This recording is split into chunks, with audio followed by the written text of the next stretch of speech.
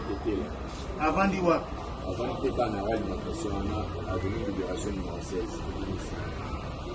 Bomiye na ndenge nini pe bosalaki ndenge nini mpona nzoto na ye.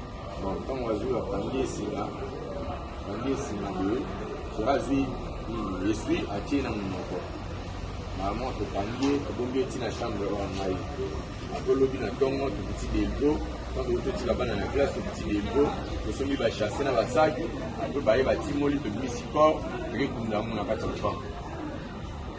Boyebanaki na mama Yvonne wapi? Yebana wana ye na chaîne de prière église ya mama Olani. Bovandi na mama Yvonne mikolo boni? Ovandi na ye 5 ans.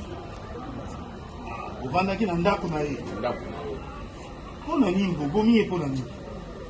Ezali pas un bobomi ye mpona nini? Po bozwa nini?